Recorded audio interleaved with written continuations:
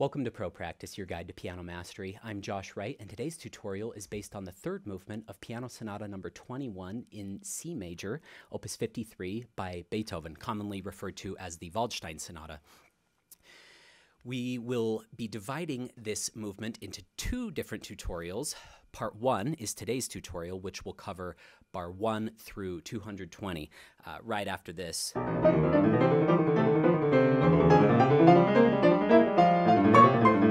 devilishly tricky little passage that can instill fear into the hearts of many pianists. Before we get started with the tutorial portion of today's video, I thought I would go ahead and play a page or two of this in case any of you are not familiar with the piece.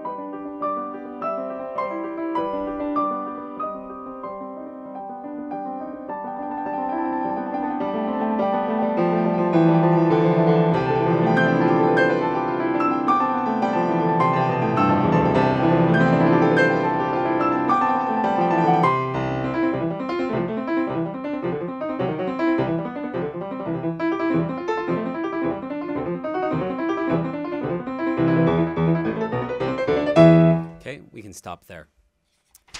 I love this piece so much. It is so peaceful and serene. So in a rondo form, we see that refrain come back over and over again. So we see it come back peacefully over in bar 114. Beethoven marks sempre pianissimo. We see it again, just doubled in octaves like you just heard. And then we hear it come back in bar 313 triumphantly.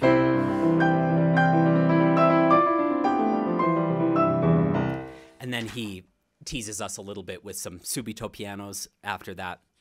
But you're going to see that, and then the contrasting sections between it. So we have this very serene section, and then it bursts forth in energy.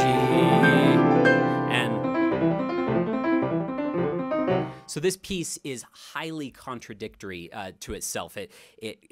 Contrasting, not contradictory. It's highly contrasting throughout the piece. So we see moments of peace and tranquility and beauty and mesmerized textures where you just are observing the beauty, and then you feel the energy, and we're going to get that over there. As I had said before, you get that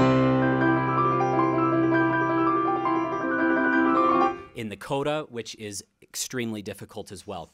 Let's just start from the opening and with a few thoughts that can help. First of all, how do we touch the keys? This is a very bright piano, and this is particularly difficult to play the refrain as quietly as I want to. I was performing this for the first time publicly last week. This is a new piece for me, by the way. I just started it in maybe February or so. Started the first movement in January, and I've just been getting ready for this concert that I played a week or two ago. And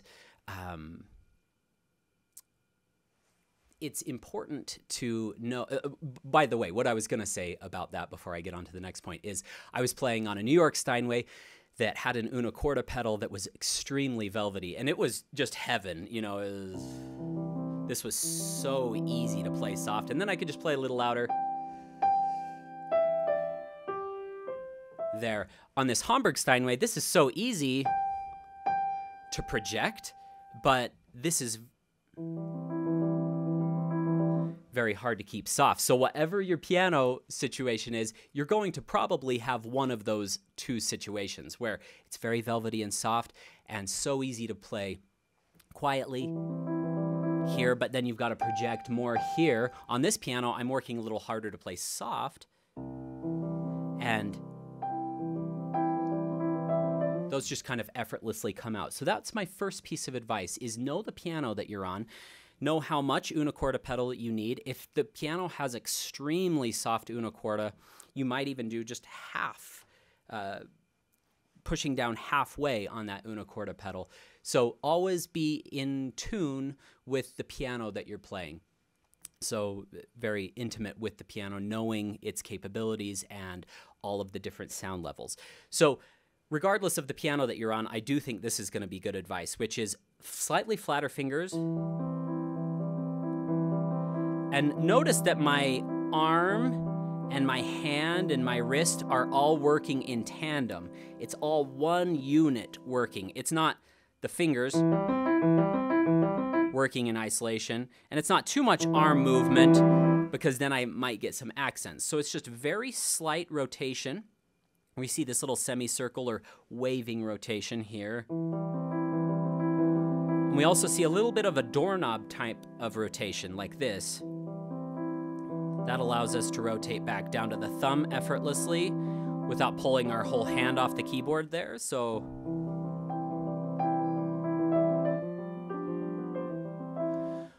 one thing that I would highly recommend is getting an Urtext edition. This is the Henley edition, and I love it. One of the interesting things is Murray Pariah writes 5, 2, 1, 2, substituting to 1. What in the world would he do something like that for? Why not just 1, 1? That's the genius of Pariah. I have long admired him, and he tells us how to shape it through fingering of all things. 1, 2 would, in my opinion, denote a little bit more caressing, putting more surface area on that key. So maybe we go there. And maybe there's a little bit of rubato. So rather than just bomb, bomb, right in time, what if we went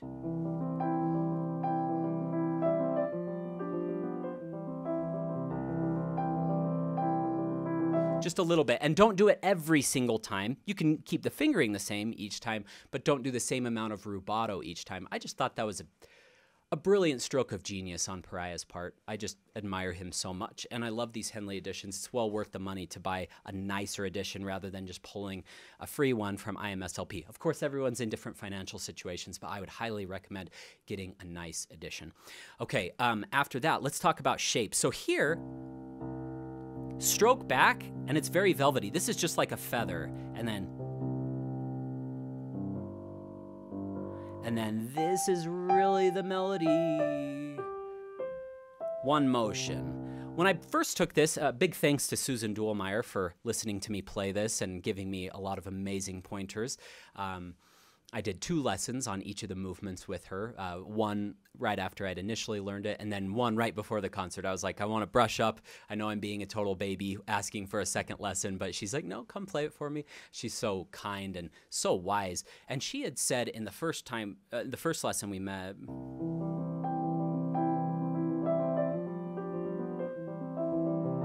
just one motion. I was kind of making a lot of that. Kind of making a big deal out of bomb bomb. And she said it's kind of interrupting the serenity of this melody. So just one motion, beat and allow that to be very tranquil, okay? So how can we contrast the 2 figures in this opening?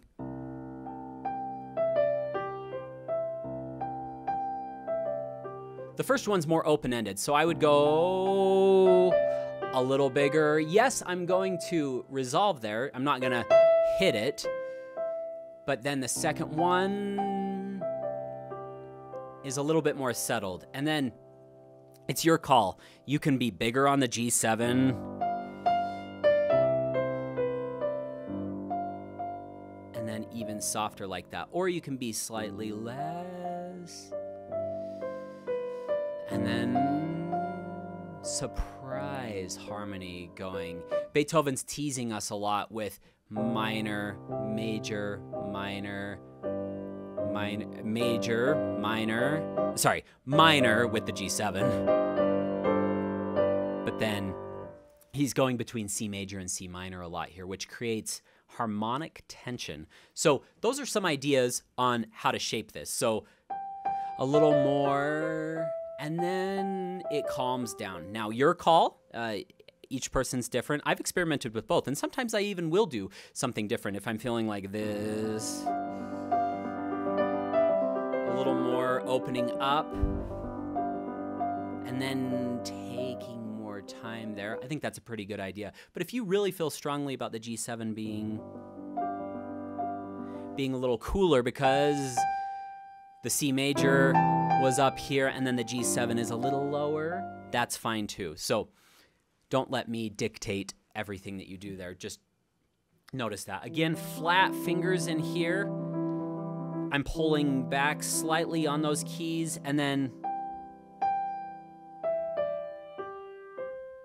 I'm using 2, 1, 2 to 1, 2, 3, 5, 3, 2, and then this has to be quick, and then you go down.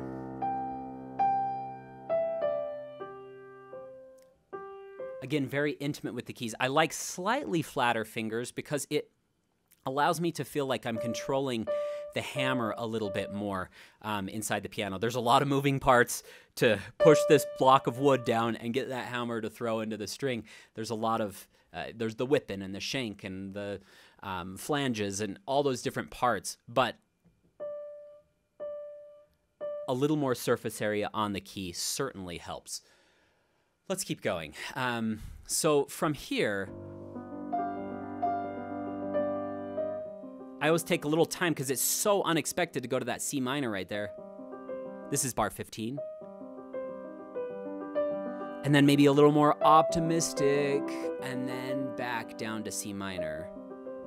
In subsequent iterations of that, we're going to see Beethoven actually write crescendo and then subito piano when we go back to C minor. On this first iteration, I wouldn't go so hard, but we can open up and be a little bit brighter on that C major.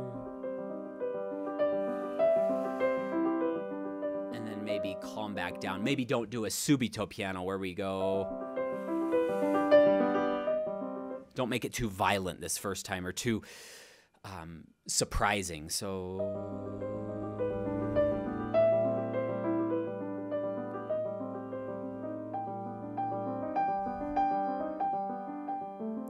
and one thing that I just do subconsciously, you might hear it because this mic is so close to my mouth, but a lot of times I'm just doing kind of a monotone hum.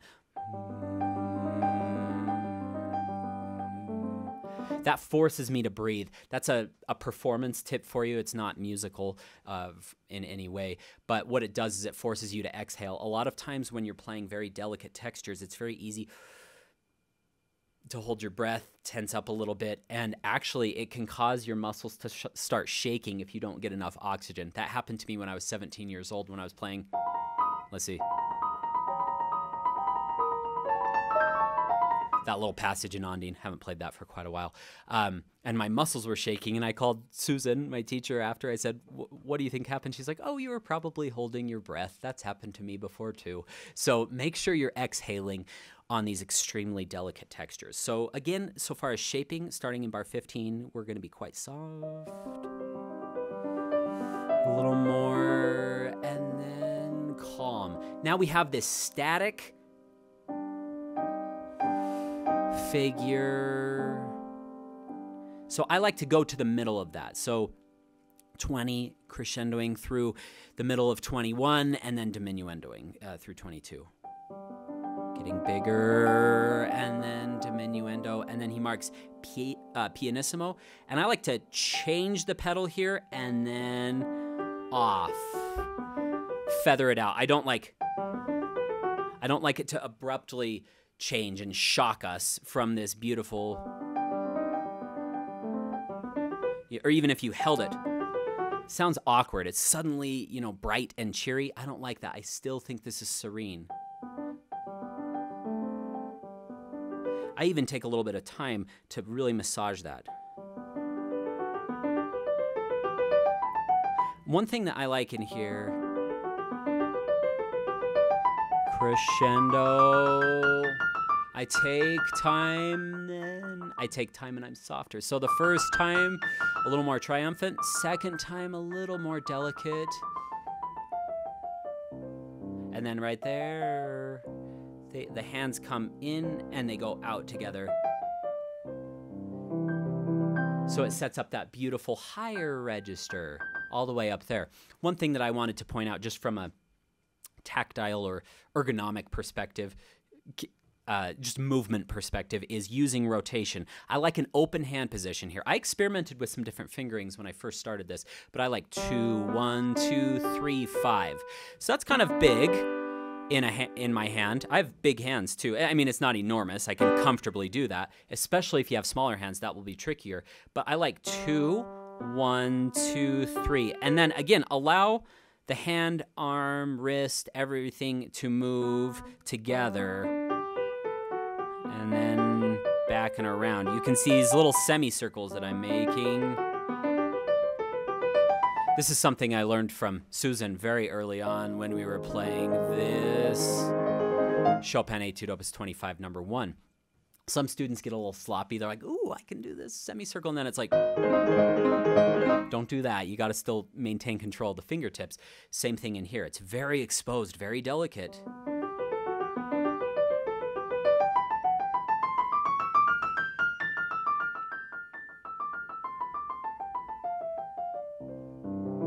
One thing you can do that I didn't do very well there is, and then maybe a little bigger and then softer, so that it's just not pianissimo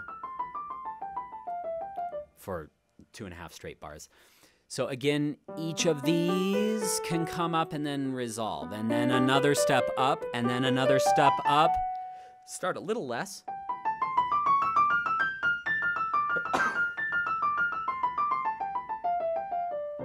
Okay, and then moving on to here,